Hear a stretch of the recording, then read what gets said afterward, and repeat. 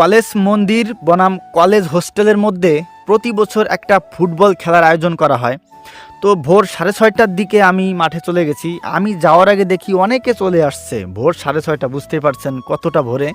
তো আমাদের প্লেয়াররা কম বেশি সবাই চলে আসছে। এরপরে আমিও আস্তে আস্তে সেখানে গেলাম। আমাদের মেসি, এরপরে আমাদের ক্রিস্টিয়ানো রোনালদো, ওই যে হচ্ছে নেইমার, ওই যে হচ্ছে কি ওটা কি ওরা কোন দল? ওটা হচ্ছে ভিনি জুনিয়র, আর ওই যে হচ্ছে আর্জেন্টিনা। এই যে কি আমরা আর্জেন্টিনা, আমরা সব সময় জিতি।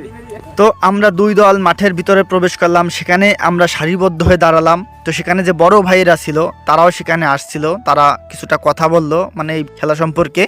এরপরে এক বড় ভাই খেলার উদ্বোধন করলো বলে বাড়ি দিয়ে। এরপরে আমাদের খেলা শুরু হয়ে গেল। ওকে গাইস, আমাদের প্লেয়াররা সব রেডি।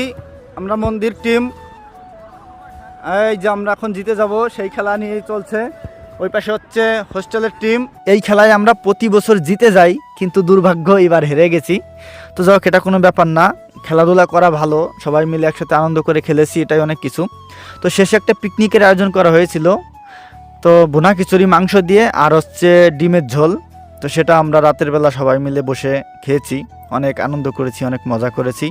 আসলে ভাই ব্রাদার, বন্ধু বান্ধব, পরিচিত যারা, সবাই মিলে খেলাধুলা একসাথে বসে খাওয়া, এই মজাটা আসলে অনেক ভালো লাগার একটা ব্যাপার। তো এটা যাতে আমরা প্রতি বছর করতে পারি সেই মানে চাওয়াই আমাদের সবার। তো ঠিক আছে, ভালো থাকবেন সবাই। ভিডিওটা কেমন লাগলো জানাবেন। আমরা পিকনিক করতেছি, তার একটা ব্লগ হবে না?